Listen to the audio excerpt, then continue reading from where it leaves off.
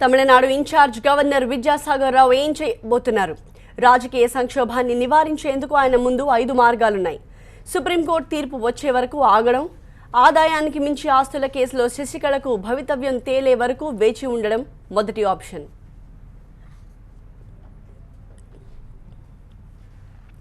శశికళతో వెంటనే ప్రమాణం చేయించడం గవర్నర్ ముందున్న రెండో ఆప్షన్. బలం నిరూపించుకుంటే వెంటనే శశికళతో సీఎంగా ప్రమాణం చేయించే అవకాశాలు కూడా ఉన్నాయి. పన్నీర్ సెల్వం వైఖరి చాలా ఆసక్తికరంగా ఉంది. అవసరమైతే తన రాజీనామాని ఉపసంహరించుకుంటానని ప్రకటించారు పన్నీర్ సెల్వం.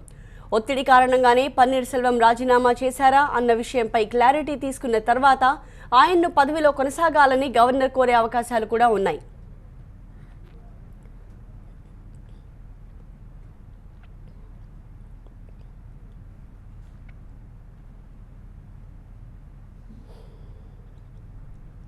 ఎమ్మెల్యేల బలం తమకే ఉందని అటు శశికళ వర్గం ఇటు పన్నీర్ సెల్వం వర్గాలు చెప్తున్నాయి. అసెంబ్లీలో బల పరీక్షకి ఆదేశిస్తే అసలు విషయం తేలిపోతుంది. ఇది గవర్నర్ ముందున్న 4వ ఆప్షన్. రాజకీయ అనిశ్చితిని తొలగించడానికి తాత్కాలికంగా రాష్ట్రపతి పాలన విధించడం ఇది ఆయన ముందున్న 5వ ఆప్షన్. చాలా మంది రాష్ట్రంలో రాష్ట్రపతి పాలన విధించాలని కోరుతున్నారు.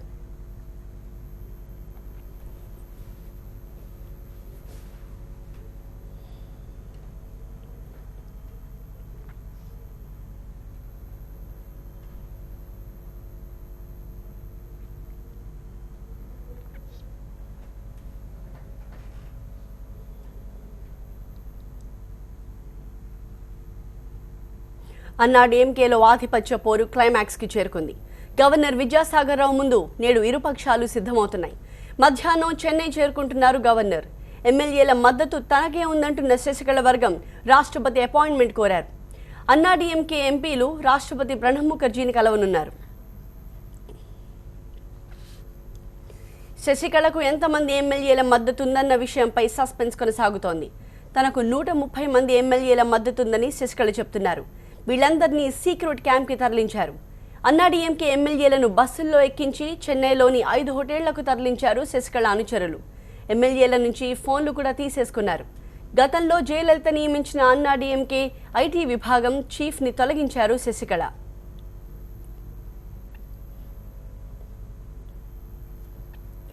గవర్నర్ చెన్నై చేరుకోగానే ఆయనతో సమావేశం కాబోతున్నారు శశికళ. తనను ప్రభుత్వం ఏర్పాటు చేయడానికి ఆహ్వానించాలని కోరబోతున్నారు. Caretaker CM Panneer Selvam కూడా గవర్నర్తో సమావేశం కాబోతున్నారు. గవర్నర్ విద్యాసాగర్ రావు ఏం నిర్ణయం తీసుకుంటారన్న విషయంపై ఉత్కంఠత నెలకొంది.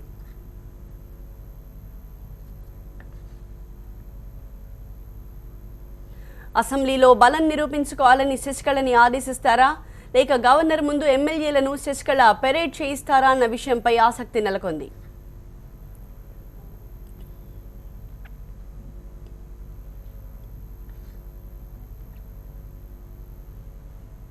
అటు పన్నీర్ సెల్వం కూడా వ్యూహాత్మకంగా పావులు కదుపుతున్నారు.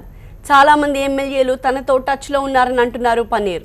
అంతేకాదు అన్నా డీఎంకే ఖాతాల నుంచి ఒక్క పైసా కూడా తన సంతకం లేకుండా ట్రాన్స్ఫర్ చేయరాదని బ్యాంకులకి లేఖ రాశారు. అమ్మని తనను పార్టీ కోశాధికారిగా నియమించిందని, శశికళతో సహా ఎవరికీ తనను పదవి నుంచి తొలగించే అధికారం లేదని అంటున్నారు.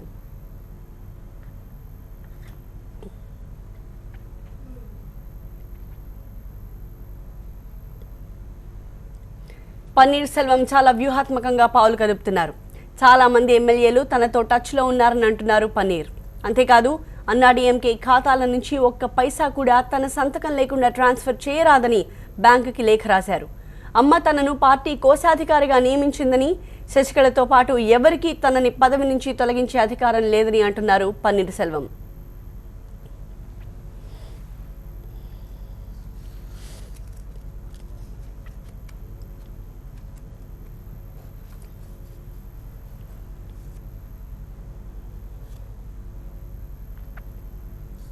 బుధవారం అన్నా డీఎంకే కార్యాలయంలో జరిగిన శాసనసభాపక్ష భేటీకి 131 మంది ఎమ్మెల్యేలు హాజరయ్యారని శశికళ వర్గం అందరినీ నమ్మించింది.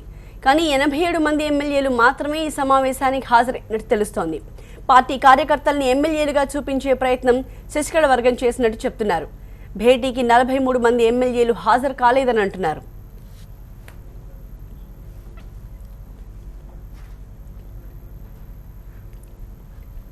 ఇలాంటి పరిణామాల నేపథ్యంలో ఇవాళ చెన్నైలో ఏం జరగబోతోంది? పోయస్ గార్డెన్ నుంచి మా ప్రతినిధి మురళి మరింత సమాచారం అందిస్తారు. మురళి. సో ఇవాళ గవర్నర్ విద్యాసాగర్ రావు చెన్నైకి వచ్చిన తర్వాత మాత్రమే కొనసాగుతున్నటువంటి సస్పెన్స్లో కొంత క్లారిటీ వచ్చేటువంటి అవకాశం ఉంది. సో గవర్నర్ వచ్చిన వెంటనే ఇటు శశికళ కావచ్చు, ఇటు పన్నీర్ సెల్వం ఇరు వర్గాలు కూడా గవర్నర్ను కలిసేందుకు ప్రయత్నాలు చేస్తున్నాయి. అపాయింట్మెంట్ కూడా ఇప్పటికే కోరాయి. కానీ ఇప్పటివరకు గవర్నర్ ఈ ఇద్దరి నేతలకు కూడా అపాయింట్మెంట్ ఇచ్చినట్టు ఎక్కడ అధికారిక సమాచారం లేదు. ముందుగా ఆయన చెన్నైకి వచ్చిన తర్వాత ఇంటెలిజెన్స్ చీఫ్తో పాటు ముఖ్య అధికారులతో భేటీ కాబోతారు. వాళ్ళని పిలిపించుకొని మాట్లాడిన తర్వాత తాజాగా ఏం జరుగుతోంది, పరిణామాలను తెలుసుకున్న తర్వాతే వీరికి అపాయింట్మెంట్ ఉంటుందా లేదన్నటువంటి విషయం కూడా తెలిసేటువంటి ఒకవేళ అపాయింట్మెంట్ వస్తే కనుక ముందుగా శశికళ వర్గం గవర్నర్తో భేటీ తమకున్నటువంటి బలాన్ని నిరూపించుకునేందుకు తమకు మద్దతు ఉంది కాబట్టి ప్రమాణ స్వీకారానికి అంగీకారం తెలపాలని కూడా కోరితే, మరోవైపు పన్నీర్ సెల్వం కూడా ఇప్పటికే మీడియా ముందు ప్రకటించారు. గవర్నర్ను కూడా కలవబోతున్నారు. కలిసిన తర్వాత తన రాజీనామాను వెనక్కి తీసుకుంటున్నట్టు, అలాగే అవసరమైతే అసెంబ్లీలో బల నిరూపణకు కూడా సిద్ధంగా ఉన్నాను, అందుకు అవసరమైనటువంటి అంత బలవంతా నా వద్ద ఉందని గవర్నర్ను కూడా ఒప్పించేటువంటి అవకాశం. సో ఇదే కనుక జరిగితే గవర్నర్ ఏం తీసుకోబోతున్నారు, గవర్నర్కు ఉన్నటువంటి విచక్షణ అధికారాలతో రాజీనామాను వెనక్కి తీసుకుని విశ్వాస తీర్మానం కంటే పన్నీర్ సెల్వం కోరిన విధంగా బల నిరూపణకు అంగీకరిస్తారా అనేది కూడా కొంత చూడాల్సినటువంటి విషయం. మరోవైపు ఇప్పటికే క్యాంపు రాజకీయాలు జరుగుతున్నాయి. నిన్న శాసనసభాపక్ష సభ్యులంతా కూడాను నిన్న సమావేశమైన తర్వాత వారందరినీ కూడా క్యాంపుకు తరలించింది శశికళ వర్గం. అందులో దాదాపు 131 మంది ఎమ్మెల్యేలు ఉన్నారని చెప్పినప్పటికీ 87 మంది ఎమ్మెల్యేలు మాత్రమే క్యాంపులో ఉన్నారు. మిగిలిన 43 మంది ఎమ్మెల్యేలు ఎక్కడున్నారనేది కూడా తెలియనటువంటి పరిస్థితుల్లో పార్టీలో ఇప్పటికే ఎమ్మెల్యేల విషయంలో ఒక చీలిక అనేది వస్తే, ఇందులో ముఖ్యమైన విషయం సామాజిక వర్గం. ఇటు పన్నీర్ సెల్వం కావచ్చు, శశికళ కావచ్చు, ఇద్దరు ఒకే సామాజిక వర్గానికి చెందిన వారు కావడంతో దాదాపు తమిళనాడులో 58 మంది ఎమ్మెల్యేలు దేవర్ సామాజిక వర్గానికి చెందిన వారు ఉన్నారు. వీరిలో కూడా చీలిక వచ్చినట్టు తెలుస్తోంది. సో నిన్న 43 మంది ఎమ్మెల్యేలు అందుబాటులో లేకపోతే వారిలో 22 మంది ఎమ్మెల్యేలు ఇదే దేవర్ కమ్యూనిటీకి చెందిన వారు ఇటు శశికళ వర్గానికి దూరంగా ఉన్నారు. వీరి కోసం ప్రయత్నాలు జరుగుతున్నాయి. అంటే ఒకే సామాజిక వర్గంలో కూడా చీలిక వచ్చింది. ఇటు అన్నాడీఎంకేతో పాటు సామాజిక వర్గంలో కూడా ఎమ్మెల్యేల్లో చీలిక వచ్చింది. వీరంతా కూడా ఇప్పుడు ఎటువైపు వెళ్ళబోతున్నారు.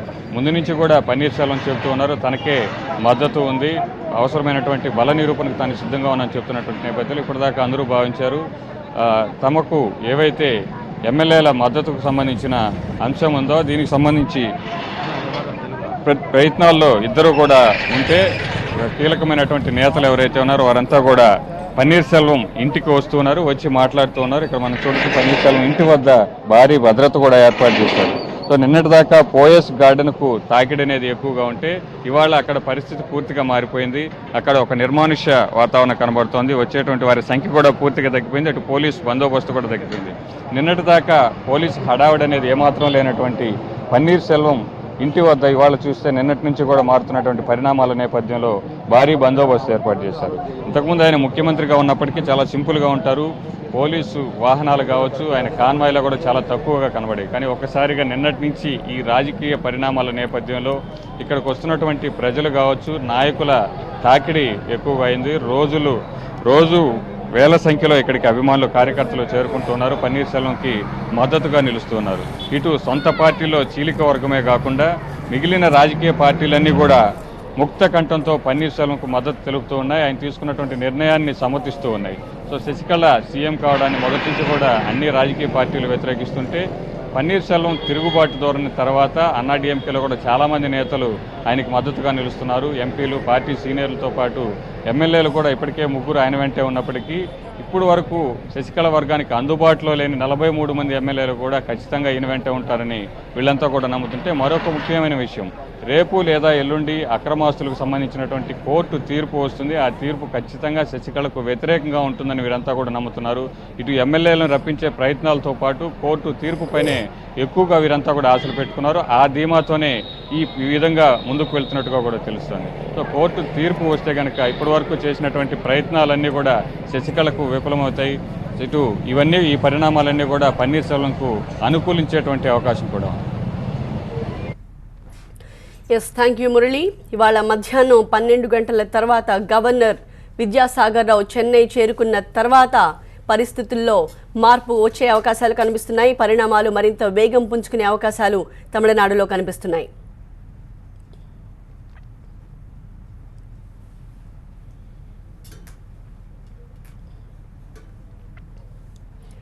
తమిళనాడు రాజకీయం ఎటువైపు పయనించే అవకాశాలు కనిపిస్తున్నాయి.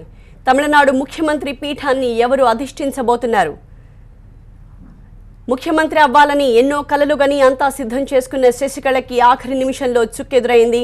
మరోవైపు పన్నీర్ సెల్వం హఠాత్తుగా తన తిరుగుబాటు బావుటాన్ని ఎగురవేశారు. కేవలం ఒత్తిడి కారణంగా, బెదిరింపుల కారణంగానే తాను ముఖ్యమంత్రి పదవికి రాజీనామా చేయాల్సి వచ్చిందని పన్నీర్ సెల్వం కూడా తాజాగా సంచలన ప్రకటనలు చేసిన క్రమంలో తమిళనాడు రాజకీయాలు మరింత రసవత్తరంగా మారాయి. అయితే ఇవాళ తమిళనాడు రాజకీయాలు ఎటు పయనిస్తాయన్న విషయంపై ఓ స్పష్టత వచ్చే అవకాశం కనిపిస్తోంది.